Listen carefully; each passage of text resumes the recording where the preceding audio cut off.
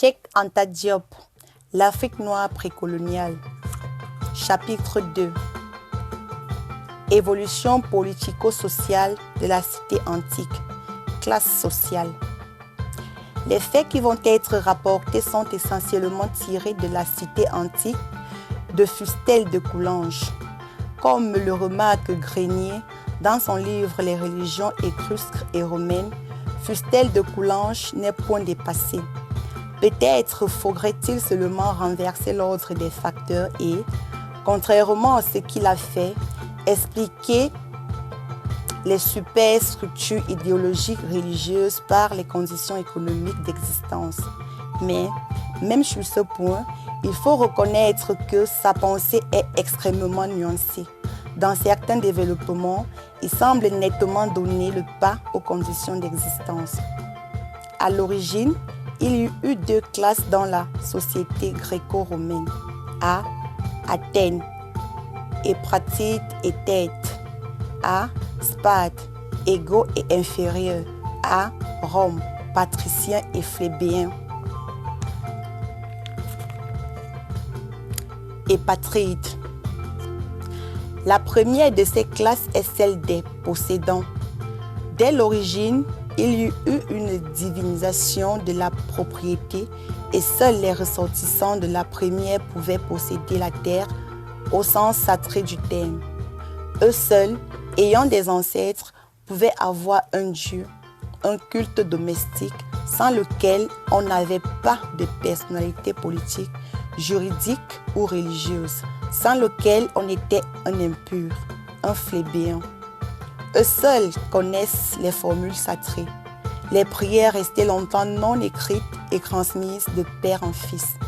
La superstition et le conservatisme étaient leur apanage. Eux seuls avaient intérêt au maintien de l'ordre établi par leurs ancêtres. Si un prêtre introduisait dans le culte de la plus légère innovation, il était puni de mort. Ce n'est donc pas cette classe qui est responsable de la profanation progressive de la religion et de l'ensemble des croyances traditionnelles. Profanation inséparable de ce que l'on est convenu d'appeler la pensée laïque et rationnelle grecque. Ceci fut l'œuvre de la plèbe.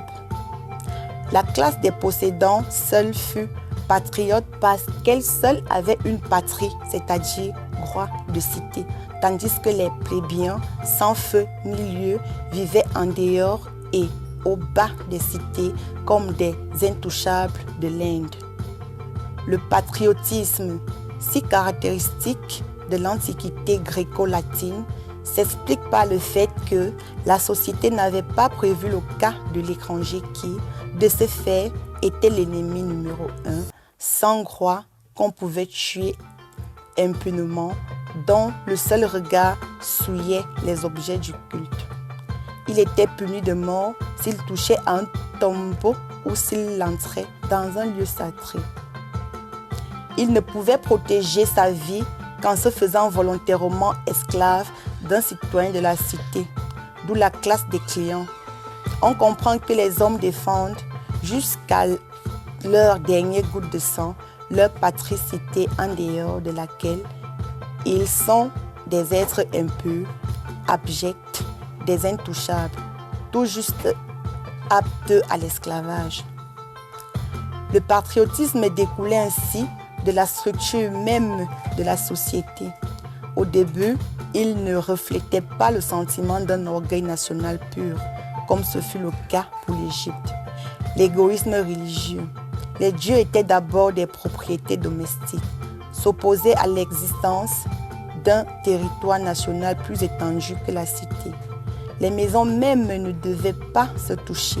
Le mur mitoyen était un sacrilège dans l'Antiquité. Jusque dans la mort, les familles ne se mêlent pas. Les bornes des champs étaient sacrées, des dieux terres.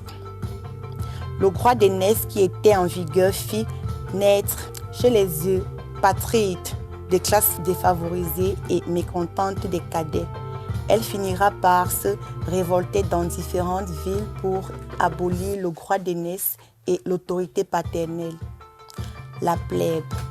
La dernière classe, la plèbe, était alimentée par tous ceux dont les foyers sont éteints, les enfants naturels ou bâtards, les anciens clients qui se sentaient plus libres avec la plèbe.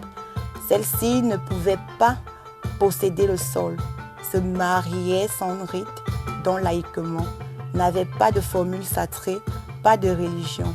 C'est pourquoi c'est elle qui profana la tradition et sortit la société de son immobilisme conversateur, qui se serait perpétué jusqu'à nous peut-être.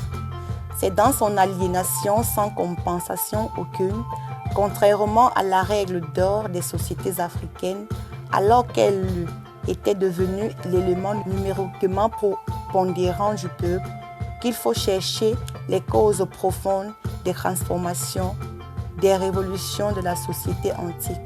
Ce sont les différentes phases de ces révolutions qui vont être décrites. Roi-prêtre. Il exista d'abord une confusion des sacerdoce et du pouvoir. Le roi de la cité était à la fois prêtre, magistrat et chef militaire, mais la royauté ne fut jamais qu'héréditaire à Rome. Les rois n'avaient pas besoin de forces militaires pour se faire obéir. Ils n'avaient ni armée, ni finances, ni police. La confusion de l'autorité politique et religieuse ne cessera pas avec la royauté. Le magistrat de la République fut aussi un prêtre. Il était désigné par le rite, c'est-à-dire tiré au sort des Athènes. Le peuple avait ainsi l'impression de recevoir ces magistrats des dieux qui les ont fait désigner par le sort. On ne cherchait pas l'homme le plus vertueux ou celui qui avait le plus d'aptitude militaire ou le chef d'État pour l'investir. On choisissait l'homme le plus aimé des dieux. Toute la vie domestique et politique était dominée par une superstition à peine imaginable. Un internement faisait arrêter une entreprise. Le Sénat pouvait se réunir pour prendre des décisions les plus graves, touchant à la sécurité de la cité. Il se dispersait aussitôt qu'apparaissait un signe de mauvais augure. Les actes accomplis avec un vice de rite sont nuls. Ce n'est qu'au temps de Cicéron que l'on commença non plus à vivre la religion, mais à l'utiliser comme un expédient politique. C'est au temps de Cicéron que l'on a commencé à croire que la religion était utile au gouvernement, mais déjà, la religion était morte dans les âmes. État-cité. Les Ariens, tant qu'ils étaient relativement isolés dans leur berceau septentrional, n'ont jamais pu concevoir une organisation politique, judiciaire et sociale étatique dépassant le cadre de la cité. La notion d'État, territoire regroupant plusieurs cités, ou celle d'empire leur est sans contexte, venue du monde méridional et, en particulier, de l'exemple égyptien.